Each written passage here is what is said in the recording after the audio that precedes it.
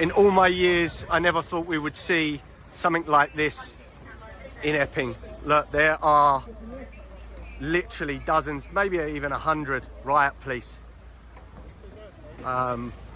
in front of this hotel. Obviously a hotel marred in controversy and a hotel that has been linked to many incidents in this town.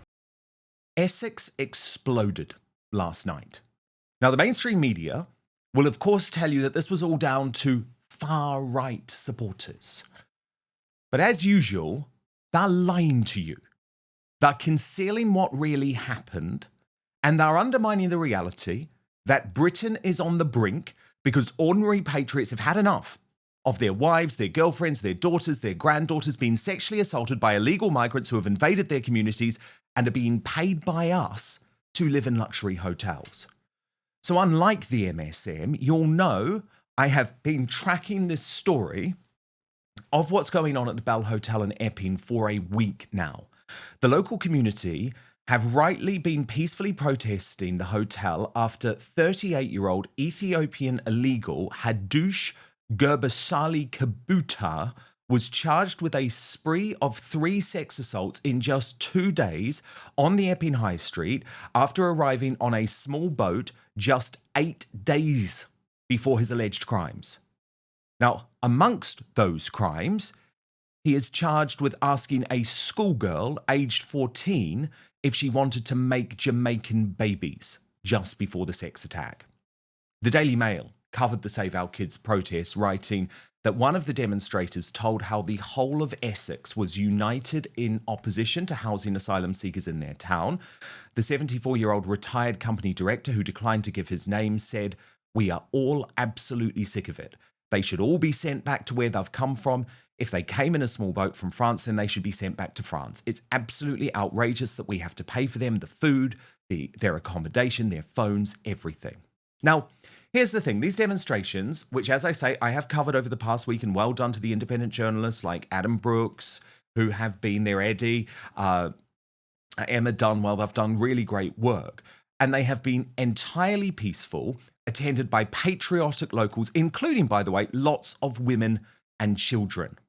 But every time hard left Antifa agitators from the group Stand Up to Racism have then been shipped in, because these are the locals, right? You can see there, they're not hard right. But look at this lot that have been shipped in to try and provoke trouble. Now, this is a tactic we've seen used a lot by Antifa stateside and also during last year's Southport unrest. Now, what caused the specific trouble last night is when Epping police, and you can see it here, they actually escorted Antifa from the train station to the Bell Hotel to confront the locals who were protesting in police vans. And as the Grift report explained, proof Epping police escorted Antifa from the train station to the Bell Hotel to confront the locals who were protesting. These people are paid £40 to £60 a day to do this and hold all the same signs and agitate. Things were fine until the police bust them in police vans. People need to know the truth. The police and council are complicit. And adding weight today is the brilliant independent journalist Lois, a friend of the show, he's going to be here on Monday actually, who has said, "I am investigating the possible coordination and facilitation of far-left counter-protesters by police and local authorities during the 17th of July protest outside the Bell Hotel in Epping. Video evidence captured by various citizen journalists shows counter-protesters arriving and departing in police vans, with one officer referring to the vans as buses. The individuals involved appeared to be affiliated with activist groups such as Stand Up to Racism and similar far-left networks. Their movement in and out of the protest site was managed separately from the main demonstrators." Now, the Essex police, when they responded, and this is what's quite interesting, they haven't actually clarified where the disorder came from. So they said, "We're responding to disorder in Epping tonight, where peaceful protests were disrupted by violent behaviour. Suspects have been identified for vehicle damage, officer assault and vandalising property. This behaviour does not represent Epping. Those responsible will face justice." Now look, I'm not going to play you, for reasons to do with YouTube censorship, unfortunately, the most horrendous clip from last night, which showed quite clearly a police van careering through patriotic protesters and running someone over, a tactic that they've never used, I point out, with the Extinction Rebellion mob. And as the Grift report also noted, we are hearing that the protest in Epping was peaceful until the police escorted Antifa right down to where the protesters were, and then it went nuts as these agitators started attacking the protesters and then started dragging them away in police vans. And then the police drove a police van into the protesters, and then everything went crazy. If this is true, then the police are 100% to blame. And look, you can watch that video on X. Don't recommend it, but you can see it. The vision later in the night was chilling. It showed just how much things had escalated. Look, that is Essex. That is Essex. Can you believe it? Let's not normalize this. But my friend Adam Brooks, who was on the ground, explained there were two very different situations tonight in Epping. Hundreds of people gathered at the Bell Hotel to protest the migrant hotel in town, one that has seen numerous incidents against local women and children. This was peaceful and full of elderly, women, and kids.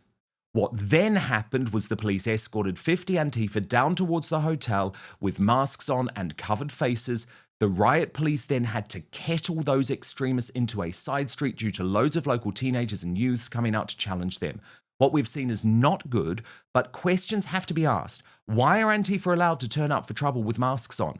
That sparked the violent scene in Epping tonight, nothing else. This is not a far-right protest. It's a town of worried parents, uncles, and grandparents. And this was his final report from the scene. In all my years, I never thought we would see something like this in Epping. Look, there are literally dozens, maybe even 100 riot police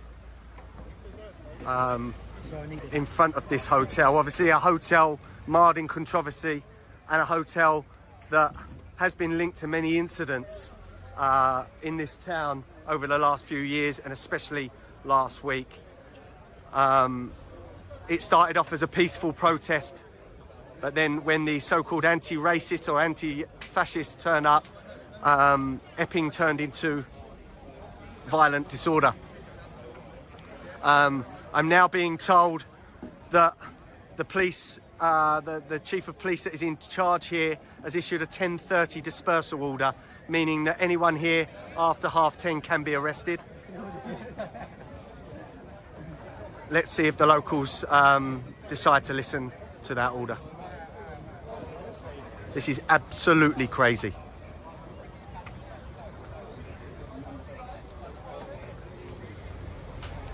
But of course, the MSM coverage entirely focused on this non-existent far right. But as Martin Daubney explained, what's also missing from this account is that anti-racists from outside the area were once again shipped in and given police escorts. Those there claimed this significantly aggravated the situation. Away day socialists were shipped in to rev things up. From Charlie Sanson, what we're seeing in Epping over the migrant Bell Hotel and the abuse of children by illegals isn't far right. People, especially parents, are naturally concerned by the importation of foreigners who are sexually assaulting our kids. Outrage on the streets was inevitable. Will Kingston agreed. He says this will sadly become more common in the months and years ahead. People have had enough. And Chris Rose warned ominously, sadly, scenes like this were always inevitable. The UK could easily slip into civil war. Now, to analyse. Britain's preeminent historian, Doctor David Starkey CBE, and the UK and Europe Homeland Institute chief Lois Perry. Big news! Outspoken is now available as a podcast too. So please do subscribe wherever you get yours, Spotify, Apple Podcasts, and make sure you rate and review. I'll take 5 stars, if you may. Dr. David Starkey, a pleasure to have you back. You've been warning of this type of unrest. What do you make of what you've seen outside the Bell Hotel in Essex? Everything one feared, everything one didn't want. I think there's something else very important to say, Dan. We have managed in Britain, virtually uniquely in Europe, to avoid this kind of thing. We do not have a tradition of legitimated political violence. You do in Ireland, of course, both sides of the border. You do in France, you do in Germany, in Italy. We'd avoided it. This has been, I think, one of the most terrible, I'm an old man, I'm 80, This has been, I think, of many terrible developments, the worst. This is politicized violence. We tiny inklings of it in the 1930s. This threatens to be much worse. In the 1930s, it was essentially limited to tiny areas of London. The peculiar thing about this, did you notice what everybody was saying? Here in Epping, here in Essex, what's happened, Dan, is that a metropolitan fascination, the fascination that we must put the world, the whole world, before Britain, that the interests of the native population come last. That's a metropolitan obsession. But the consequences of it have been visited on provincial England that never asked for it, provincial England that never voted for it, provincial England that has to suffer, not the smart people in Islington, not the smart people in the Palace of Westminster, not the smart people in Hampstead. They can sit back over their lattes and say, aren't these little people disgusting? Shouldn't they read The Guardian too? And it is a terrible problem. We've now got simply not street violence, but we've got a widening gap between an indifferent, superior, sneering governing class that actually think they embody virtue, looking on the great mass of the native population, and Dan, I'm going to dare to use that word, the native population, simply I think with you should. And I'm really speechless. In fact, I'm known for talking too much. But at this stage, you do find yourself speechless. And the evidence here, I mean, what seems to me to be getting worse and worse and worse. We've been used, as we saw with another incident that you've been talking about, with the Afghanistan cover-up. We've been used to a policy of lies. We've been used right to the beginning, the use of the term far right as a kind of concealment of justified resentment. But what we're seeing now is the active participation of the police and the state in these so-called counter-protests. And I think you're doing an enormously important job in exposing that. I don't know whether you've also caught up with something else. The key group, what you're seeing there, the Stand Up to Racism lot, the Antifa, they're the foot soldiers of this lot.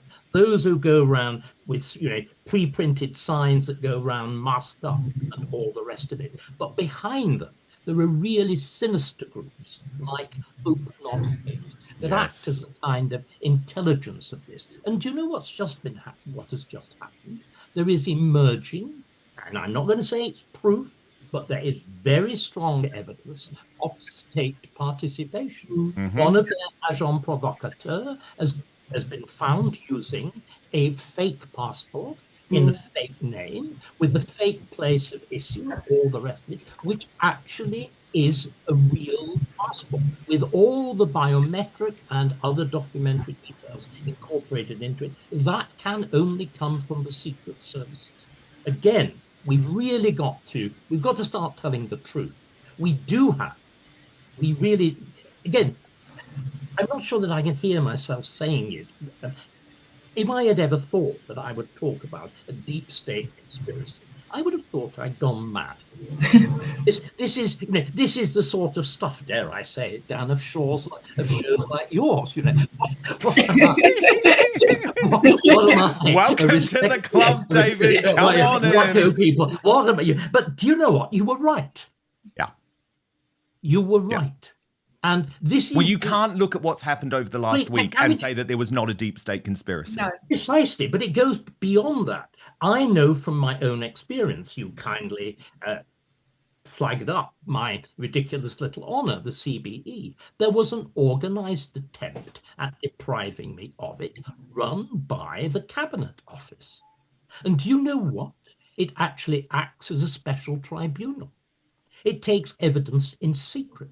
You are not allowed to know who has accused you. It arrives at a provisional verdict before you're told, and you've got to argue against it. This is the home of liberty, the mother of parliaments. This is what's happened to us. So everywhere you look, there is this. Unfortunately, what there isn't is a coordinated attempt at fighting beyond the right of fighting each other.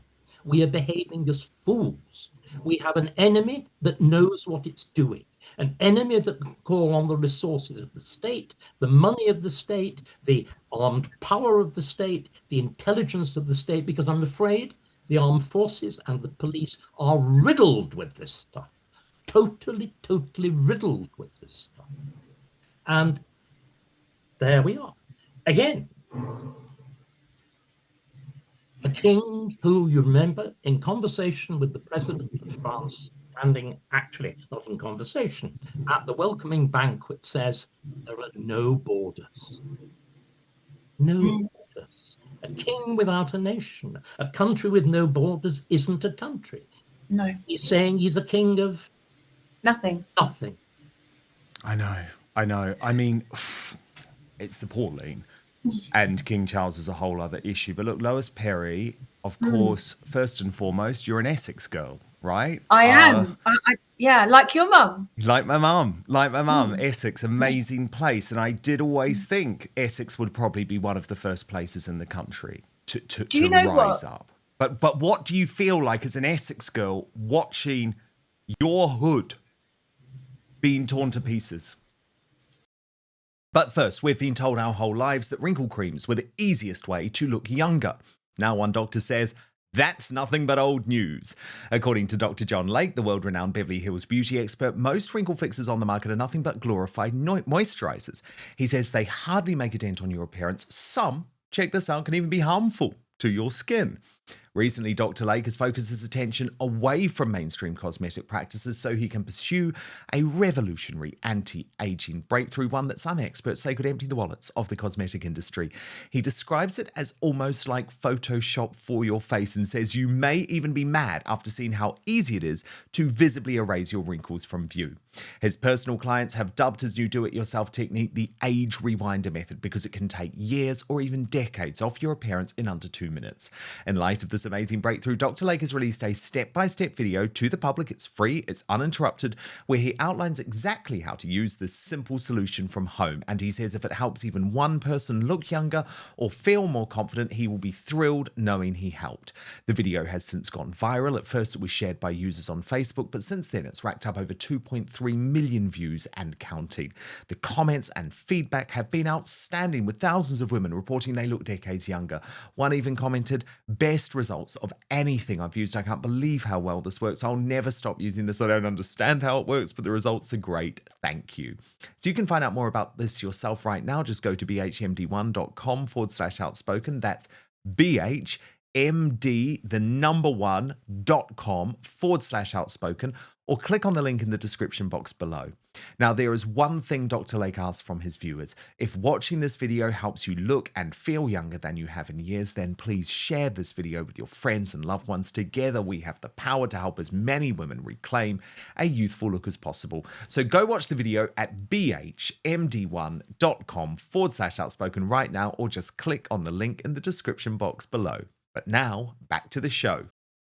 Well, I'm extremely saddened to see my home county, such a horrible event happening. But I always thought, like just what you just said, that things, when they kicked off in Essex, would actually maybe be a turning point.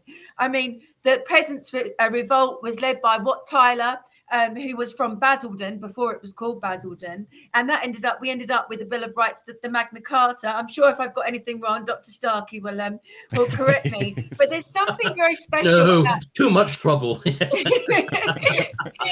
But there's something very special about Essex, and There is. so half of me is devastated, obviously, but the other half of me thinks they've pushed it too far this time, because when you push Essex, big things happen. Look at Boudica, and Boleyn spent a huge part of her childhood in Essex.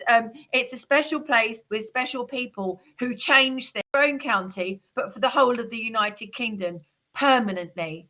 But yeah, obviously on a personal level, who wants to see their home county with things like this going on? And it's so obvious now, so obvious and so terrifying, as Dr. Starkey just pointed out, that the government is complicit which means the people that are supposed to protect us are involved, which means you start looking into all sorts of conspiracies. You start going down rabbit holes. You think you're mad.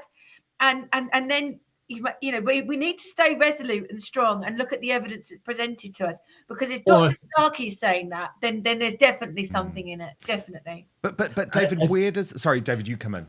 No.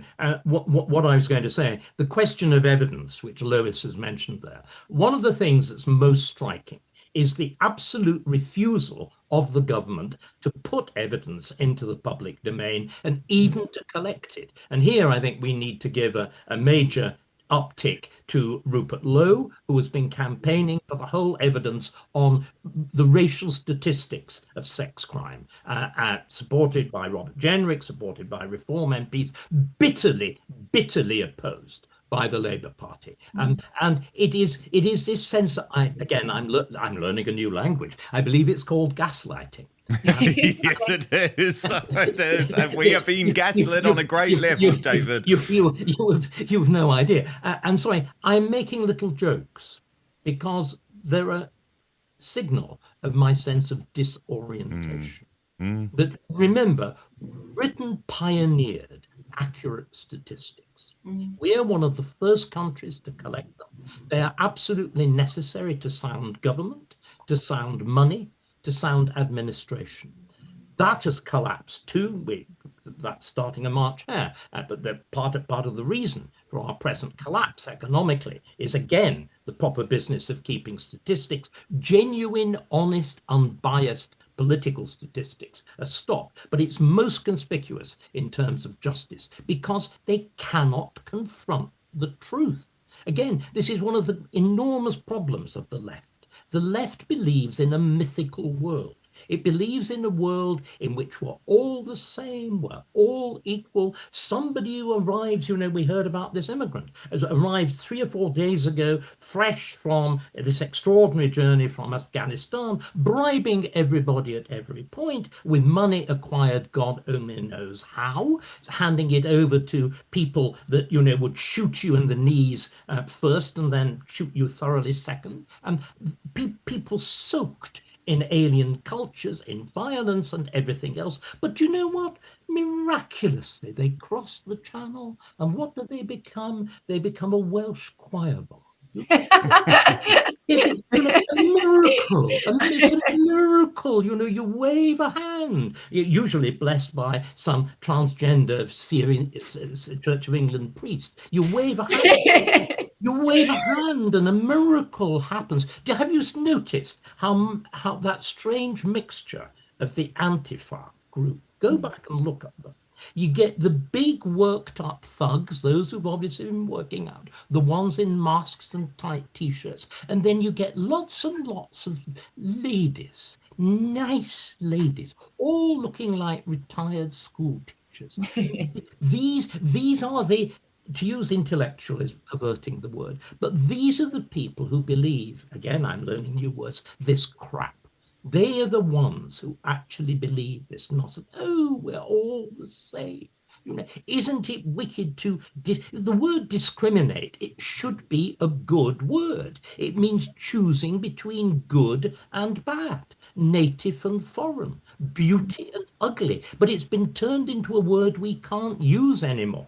The moment you lose that sense, I think you lose everything. But no, I agree totally. Dr. Starkey, can I just come in though? David, for God's sake. Oh, David. I know, I keep calling you that, don't I? David. No, it's called natural authority. You're a very respectful young lady, Lois. When we had dinner the other night, we were talking about the practicalities of stopping this happening. And I said that I felt that some of Rupert Lowe's tweets and the things that he'd said were a little bit disingenuous because he was making out that it was much easier to deport people than it actually is. And it made Nigel Farage look bad because he was saying, right, we can't do it straight away. We have to lead the ECHR first and it will be a process. So he was saying practical things. And Rupert, bless him, was saying what he wanted people to hear. So I think it's very important to note at this point that leaving the ECHR is the only way that we're going to be able to stop these people coming in. And I should just point out, I should just point out, by the way, just for people who may not know, although we have spoken about it, David, you are now a advisory board member for Restore Britain, which is Correct.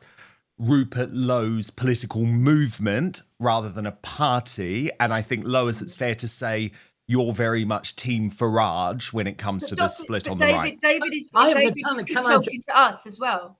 Can I just exactly as Lois has said again, Dan? I think you would be sympathetic to this idea, Dan. I am a political whore.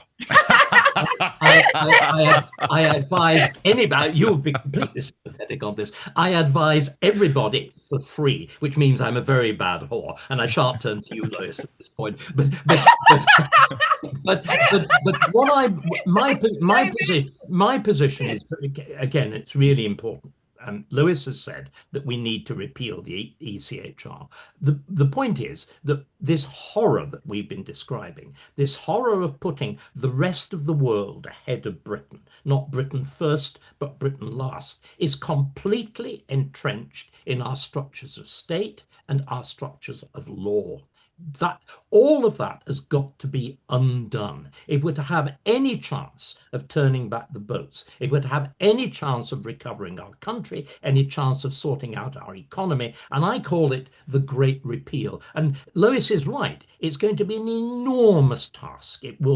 I think it will consume the energies of any new government, where again other people that I'm dealing with are working on the actual legislative program. But we all need to understand that, and again, I find myself shocked at what I'm saying. What is going on is not accidental. When everybody talks about two-tier justice, it's not, or two-tier care. It's not just a sort of, sentencing of courts looks irregular. Somebody gets 30 odd months for a tweet, whereas sex offenders are actually released. It is absolutely built into the law. The law of the ECHR is deliberately anti-democratic. It's deliberately counter-majoritarian. It deliberately prioritizes minorities. And do you know what? The man who is largely responsible for this, the now dead First Law Tom Bingham, Lord Bingham, actually lists the minorities that the law protects. And do you know what the first one on the list is? The mentally sick. So like Ruda Kabala and Kalokane, the Roma, the kind of people who blew up Sheffield, the foreign asylum seeker, the people that are committing to an extraordinarily high percentage. And if you actually look at the number of them and the number of sex crimes they're responsible for, a staggeringly high percentage of them, Somalis, Afghanis, and so on, are hugely overproportionately represented. But the law is determined to diminish that. The whole operation, now to name check somebody else, Robert Jenrick pointing out the extraordinary behavior of the Sentencing Council, which said that in the case of women and all forms of religious or racial minorities, there should be a pre-sentencing report, a social services report, which is almost invariably the first step in a reduced sentence. Now, we used to have equality before the law. This is the paradox, that enacting universal human rights and the Equalities Act actually introduces legalized inequality. We have an apartheid, except whites come bottom. That is the truth. And it's not prejudice. It's not simply because Starmer likes it that way, though it's quite clear that he does. That is actually the law. We will only break from this by political means, by undoing these bad laws, which they act like a kind of steel cage, holding us, the natives, down. It's intolerable. Thank you so much for watching Dan Wootton Outspoken. Please click on my face just to the bottom left to subscribe to this brand new independent news source and turn on the notification bell so you'll be alerted to our brand new live shows, uncancelled interviews and special royal episodes. Outspoken is also now available as a podcast, so you can listen to the show every weekday on the go wherever you are.